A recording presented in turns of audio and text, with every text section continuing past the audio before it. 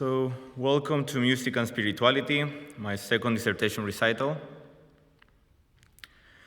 Today, I aim to highlight the connections between these two worlds, in particular, how the composer's understanding of a spiritual tradition or story is portrayed through the musical elements. In order to do so, I will provide pertinent historical information and discuss concepts particular to each tradition.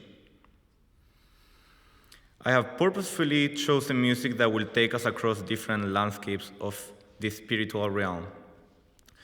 The first section of this recital explores themes of hope and divine ecstasy. The second section explores angst and evil, while the third section explores a look inwards. This presentation will be framed by borrowing 4 categories from William James' foundational work, The Varieties of Religious Experience. In his research, James found that 4 elements are present in a religious experience. The first element is transiency, meaning that the experience is brief, and soon after there is a return to a regular frame of mind. Therefore, the experience is felt outside normal time and space. The second element to be found is ineffability, which means that the experience cannot be completely put into words. The third element is the noetic quality, in which the individual feels as if they have learned something hidden from their daily understanding, gain knowledge. Without a doubt, the hardest facet of the experience to represent musically is the noetic quality, as knowledge can only be attained through ideas, meaning words. Yet, on the other hand, music often provides the noetic quality or satisfaction of having attained insight, in that it has tension and resolution, which are the non-verbal counterparts for conflict and solution. The fourth and last element is passivity. The individual has no control over the experience, but is, in a sense, taken for a ride. These elements will be seen in light of musical examples in order to make vivid associations. Bach was a German composer of the Baroque and a foundational figure in Western art music. Of Lutheran faith, he was an extremely prolific composer. During his tenure as Leipzig cantor between 1723 and 1750, he mastered and transformed church music. The first work I'm performing today underwent a couple processes worth commenting. The fourth movement of the cantata BWV 140, translated as Zion Hears the Watchman Singing, was first transcribed by Bach himself to the organ and later transcribed for the piano by Ferruccio Busoni, the Italian composer and pianist. The organ score is quite similar to the piano transcription, yet the pianist has the task to distribute a third voice between 2 hands, which at the moment results challenging. The text was taken from a Lutheran hymn by Philip Nicolai, published in 1599, which appeared in several hymnals. The service in which this hymn would be used centers around the parable of the 10 virgins, in which they are awaiting to the bridegroom's arrival, yet only 5 virgins are prepared, and only those 5 virgins get rewarded, as the others are disowned. Therefore, you will see as this text shares some themes. I will read a translation of the text. Zion hears the watchman singing. Her heart within for joy is dancing. She watches and makes haste to rise. Her friends comes from heaven glorious, in mercy strong, in truth most mighty. Her light is bright, her star doth rise. Now come, thou precious crown, Lord Jesus, God's own Son. Hosanna, pray. We follow all to joy glad hall, and join therein the evening meal.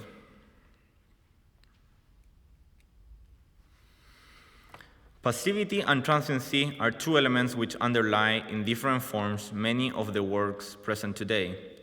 Zion represents at once Jerusalem, the Jewish people, heaven, and she must be ready for the return of Jesus. Her verbs denote this sense of passivity. She hears, watches, we follow.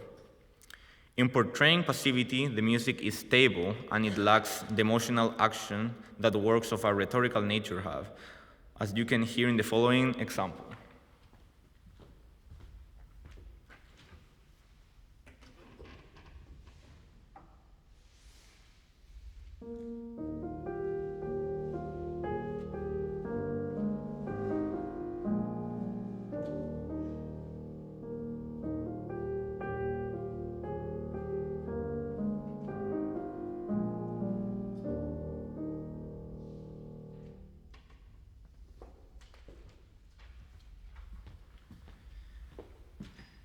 Built-in repetitions of motifs like the one that I just played reinforce this sense of passivity. In the context of this work, transiency refers to an experience being felt outside normal space or time. This movement describes the return of Jesus at the end of times, a supernatural moment of grandeur. The majesty of this sight is reflected musically in a bass-heavy texture, as you could hear in the previous example. The supernatural aura is portrayed through soft dynamics, as well as the unexpected entrance of the third voice into the texture, which you will hear now.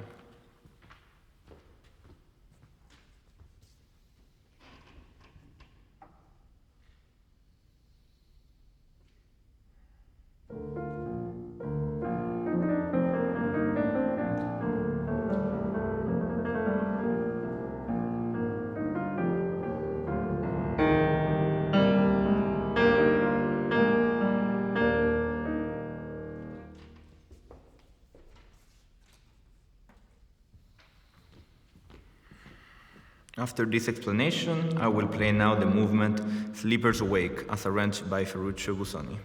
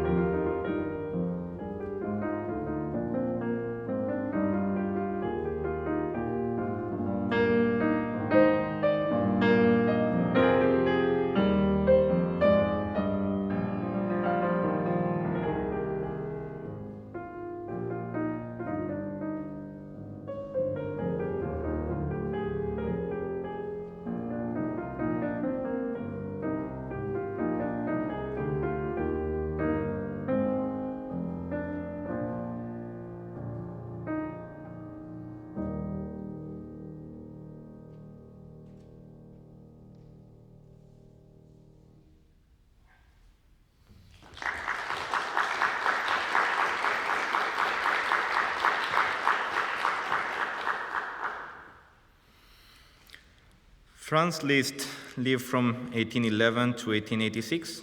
He was a composer, virtuoso pianist, conductor, music teacher, among other occupations. As a composer, he was incredibly prolific, writing large part of his output for solo piano. Years of Pilgrimage and Transcendental Etudes are among his towering achievements, but just as well he wrote many important works of a religious nature. Dante Sonata, B minor Sonata, poetic and religious harmonies, Mephisto waltzes, and of course the two legends. Even during his teenage years, Liszt was strongly inclined to enter priesthood. Two different people at different times blocked Liszt from entering the religious hierarchy. First his father and then his confessor. Nevertheless, Liszt ended up taking minor orders in 1861 and living more or less the type of life an ordained priest would live. Romantic turmoil, along with his reputation of virtuoso, do not seem to square with this deeply felt religiosity, yet it is important to remember that Liszt was a complex character. The recurrence with which his creative output searched for inspiration within religious themes speaks of a genuine interest. From the two legends, the first one about St. Francis of Assisi and the second one about St. Francis of Paula. The second legend, St. Francis of Paula marching over the waves, was inspired by a painting from Liszt's own collection. The legend goes like this. St. Francis of Paula was refused passage by a boatman while trying to cross the Strait of Messina to Sicily. In response to this, St. Francis laid his cloak on the water, tied one end to his staff as a sail, and sailed across the strait with his companions following in the boat. This legend seems to evoke Peter's own attempt at walking on water, and it could be read in light of these symbols. St. Peter began sinking when he became afraid, when his faith wavered. In this sense, the true miracle of St. Francis is his unshakable faith, his complete reliance on God, which allows him to perform this miracle. The second legend is particular in that, due to Liszt's genius in conveying images, it presents strong cases for the four elements of a religious experience. Beginning with passivity, St. Francis' unshakable faith in God, probably one of the most iconic examples in this work can be found as our saint begins walking over the waves. The theme of St. Francis began without a clear tonal center in a modal world that evokes Gregorian chant, to be transformed by a broken octave accompaniment, finally arriving at the waves. I will briefly play an example of those options.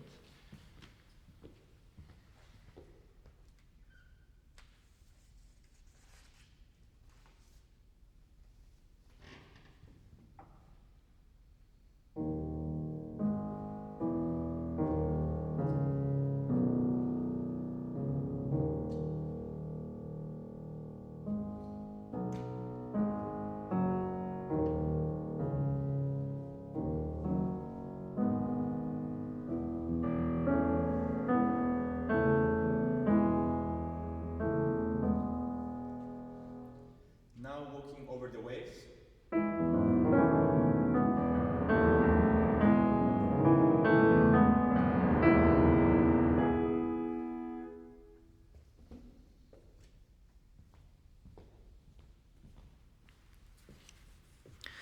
The ease with which St. Francis traverses, even as the waves become frightful, is the measure of his faith, of his belief in God.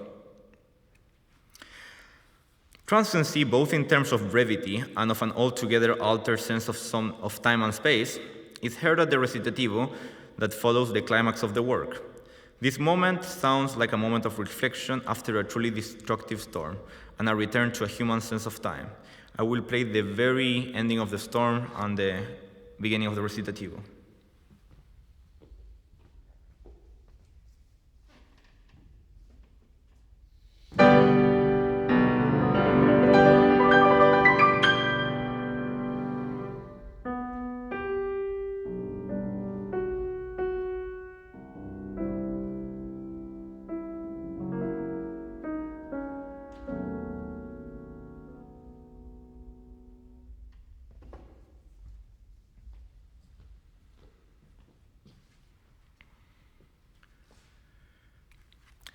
The ineffable is portrayed most clearly when the storm is at its climax and tonality is abandoned. This was a technique that Liszt had employed before and after. In the Christus oratorio, the stormy music symbolized the image of death, and it lacks any key signature. Just as in the second legend. It is possible that Liszt was thinking of this oratorio on possibly making the connection that lack of faith is equivalent to spiritual death. Regardless, there is something mysterious and grand about this storm. I will briefly play what you can see on the screen, reminding you that the ineffable is the experience which may not be completely put into words.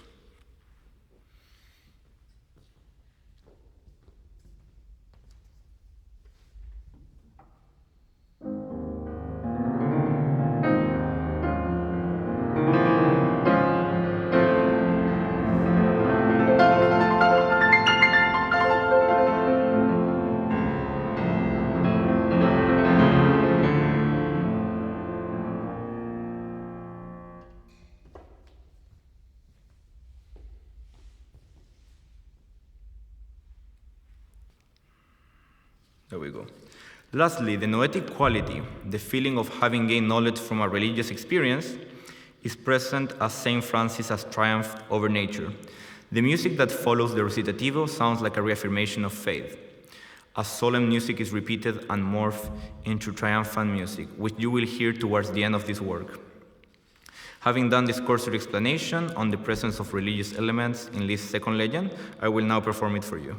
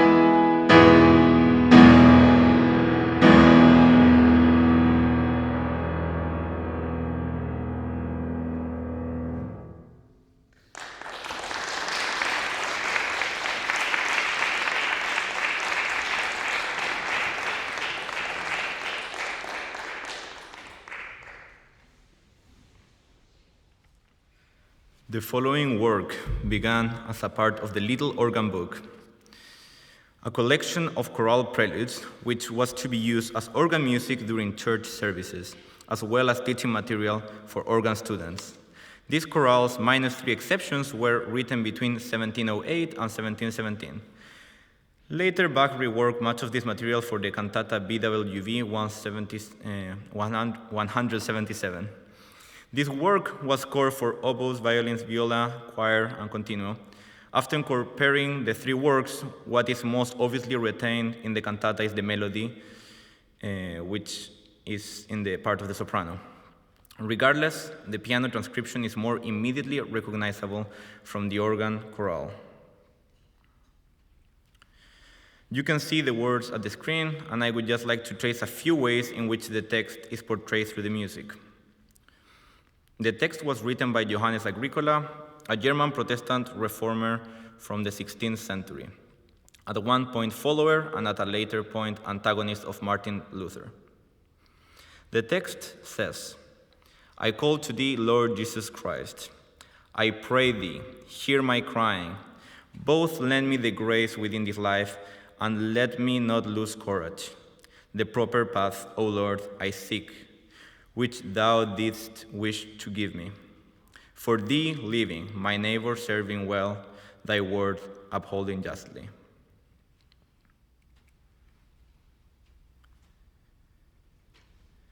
As this music balances worldly despair with hopes in divine help, the phrases balances several stepwise downward gestures with upwards.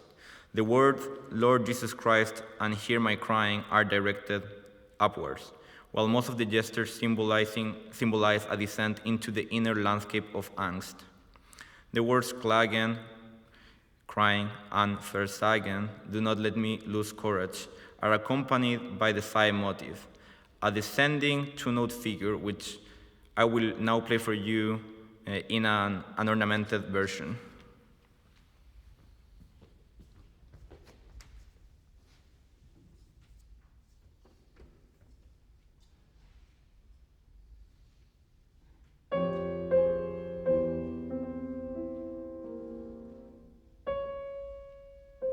That is the sigh motive.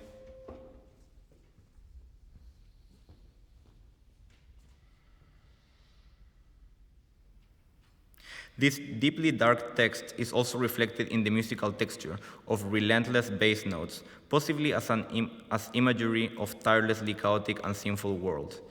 The singing voice, while striving upwards, is continuously pulled downwards, and I will also play a brief example.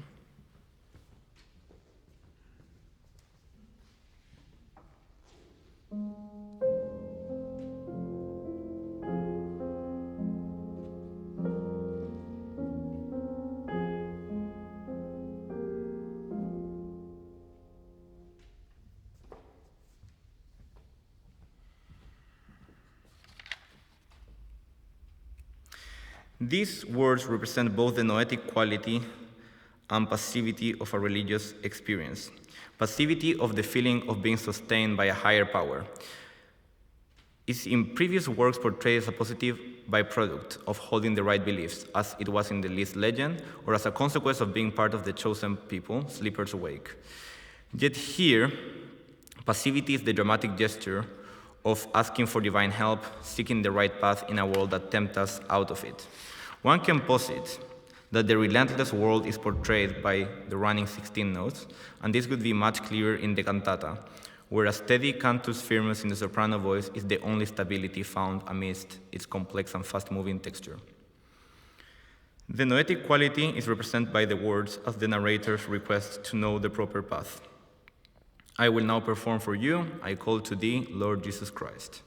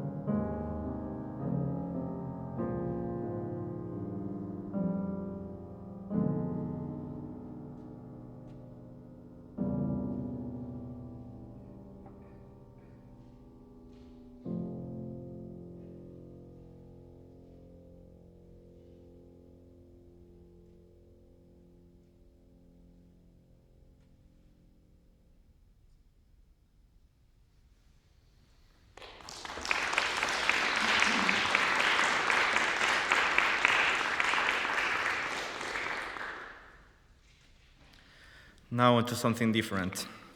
Sergei Prokofiev was born in 1891, died in 1953.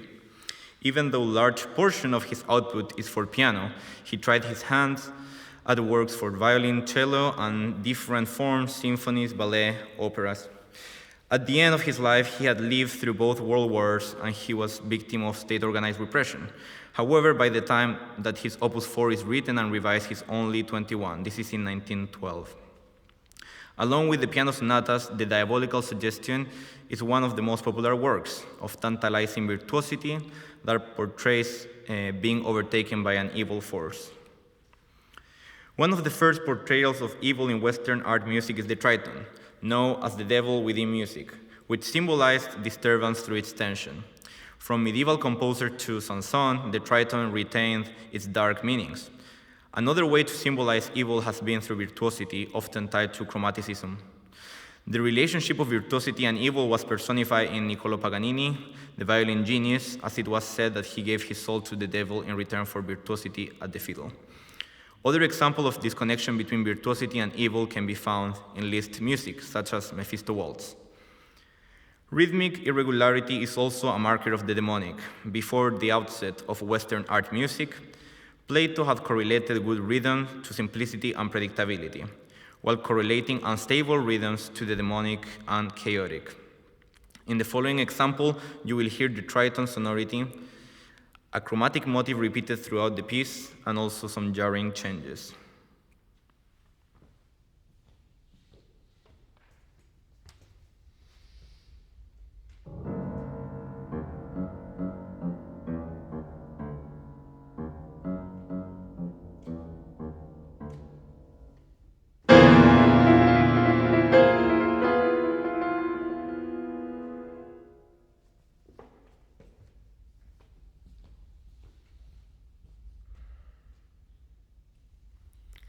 The very process of being overtaken by evil implies passivity, which can be found at the outset of this work, as you could hear. As the chromaticism and triton announce a somber intuition, horror ensues in the form of clashing harmonies, intensified by loud dynamics. As you can see in the slide, there is great dynamic contrast required throughout the piece. The feeling of total lack of control is intensified once the relentless eighth notes erupt in the texture without announcement, overtaking the listener with a new state of mind. Transiency is foreshadowed in the brief outburst of terror at the outset of the work. Other elements that help create a transient experience are the glissandi, clusters, quick finger work, reinforcing an altered state of mind, which I will play now a few for you. So, a cluster, and then glissandos.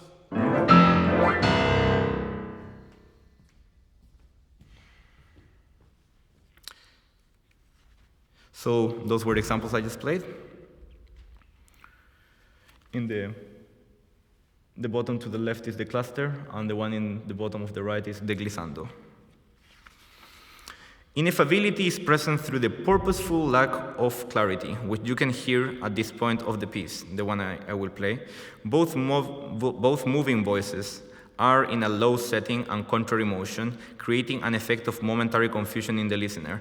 Like this, there are more spots where there are voices happening in a low register at the piano, and the music is difficult to hear, and I believe it captures the vague fear of the unknown, as if through the corner of one's eye.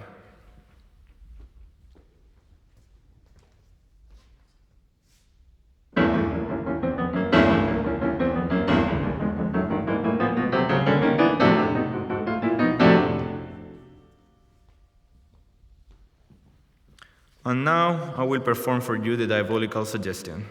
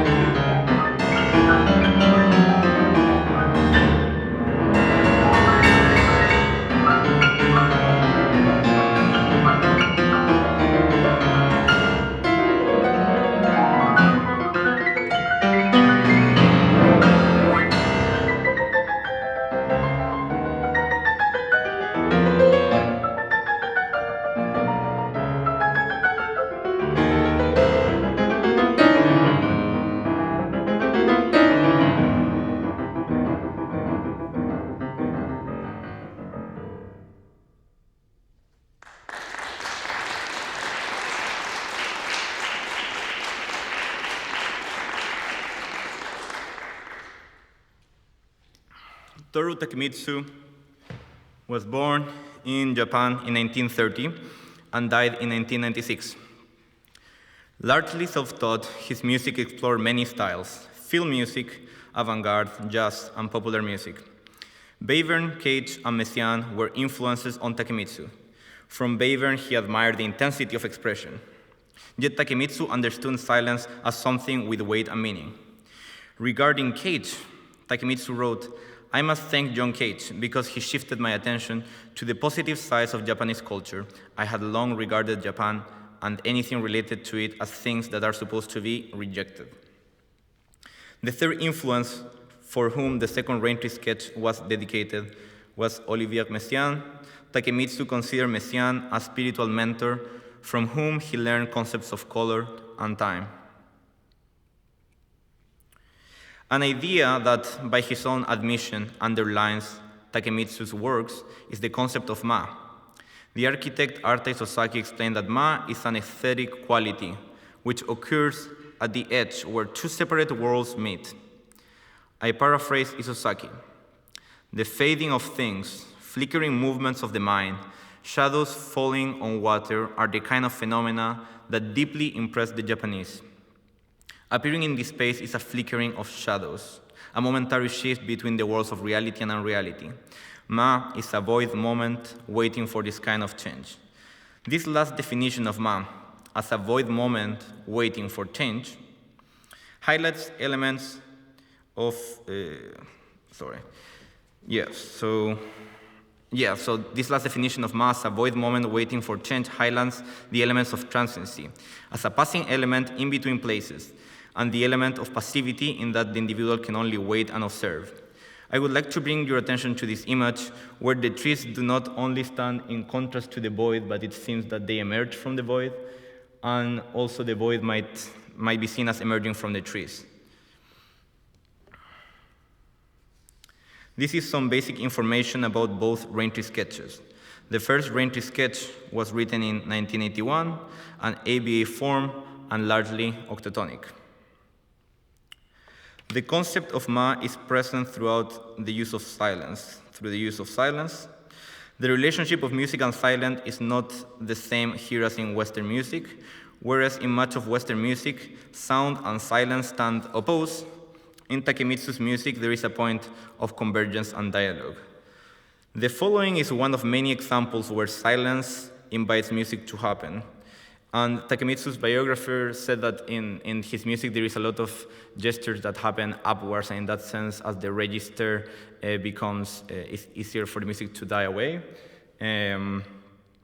You can hear, in a sense, that the upward gesture enlists silence in this way.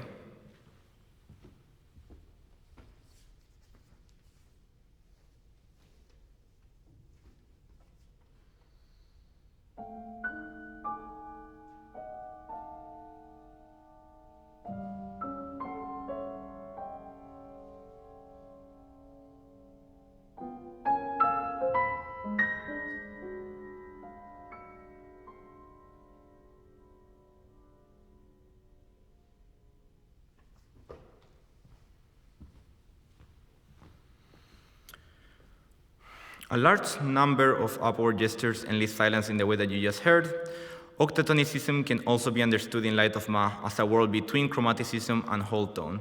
While usually Takemitsu is believed to have acquired the use of octatonicism from Messiaen, the Japanese composer clarified that he used this collection before becoming acquainted with Messiaen's music. The following examples are taken from Timothy Cousin's paper, Toru Takemitsu and the Unity of Opposites. And in the slide, you can notice the presence of the 014 set, which is a subset of octatonicism. Now, I will play for you first the octatonic scale, and after that, the 014 subset.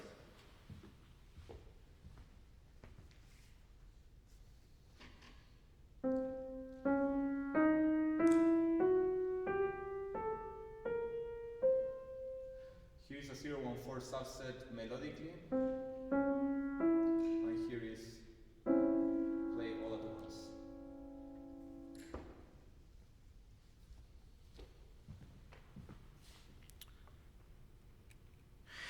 From the standpoint of the four elements discussed, the first rain-tree sketch emphasizes transiency.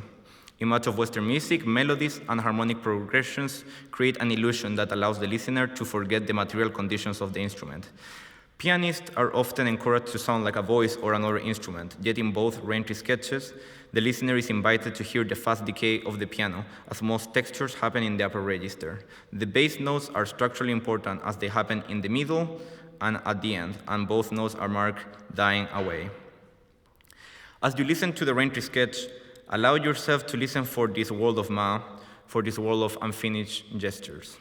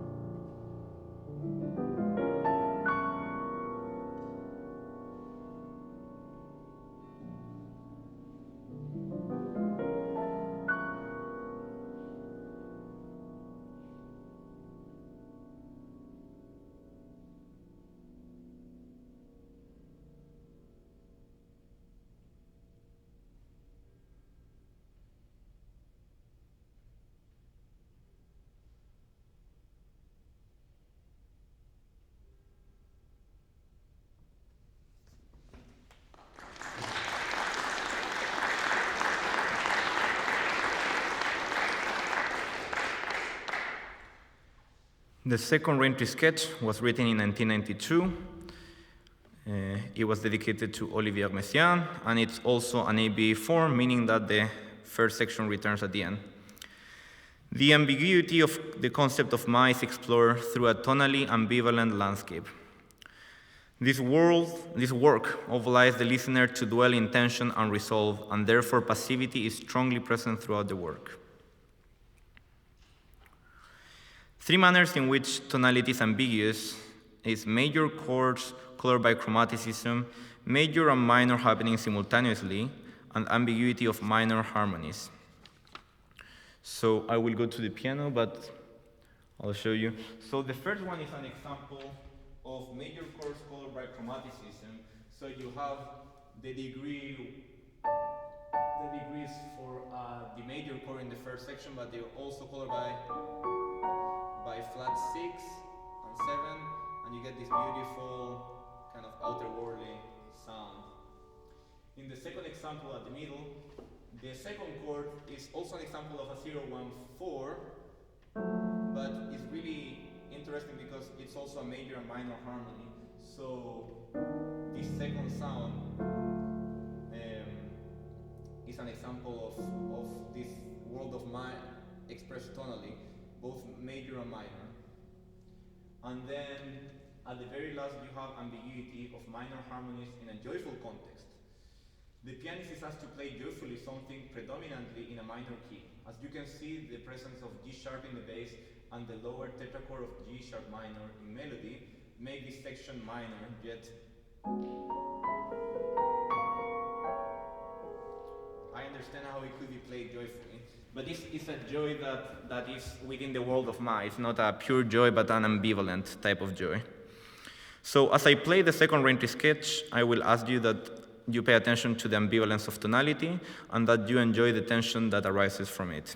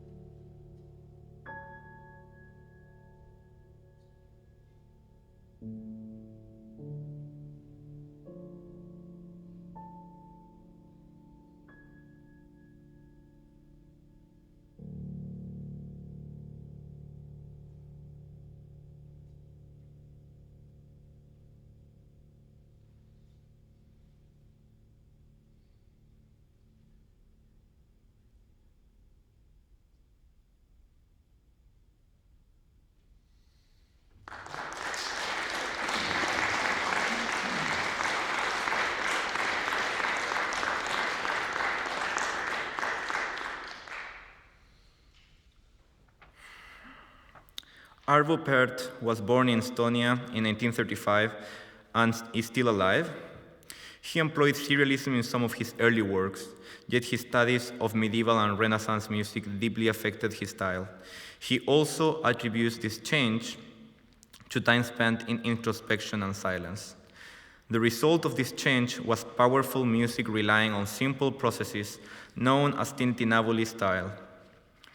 Tintinnabuli has been described by Paul Hillier, conductor and Pärt scholar, as the harmonic framework being tilted sideways to form a musical line, and the relationship between two different kinds of melodic movement creating a harmonic resonance, which is essentially the triad and fluctuating attendance of diatonic dissonances. What we hear might be best described as a single moment spread out in time. For Alina was the beginning of this exploration of tintinnabuli. It is constructed through an additive process, adding one note at a time until arriving to a phrase of 8 notes, at which point each phrase gets shortened by one note. There is only 2 voices, the tintinnabuli voice restricted to a triad, and the modal voice which moves mostly stepwise, freely through the notes of a single mode. Similarly to the Raintree sketches, the pianist is encouraged to hear the decay of the upper register, and few bass notes occur in the piece. In its simplicity, Alina allows to hear the material nature of the instrument. Hiller's description of a single moment spread out in time emphasizes the transiency of Alina, as within seconds of entering this work, one feels that time is happening differently. The receptivity asked from the pianist also outlines elements of passivity, of observing without interfering in a transparent process. I will also adventure that there is something profoundly ineffable about tintinnabuli works, as they elicit so many definitions. Pärt's own definition of tintinnabuli is that it can be likened to the eternal dualism of body and spirit, earth and heaven. I will now play for you Alina.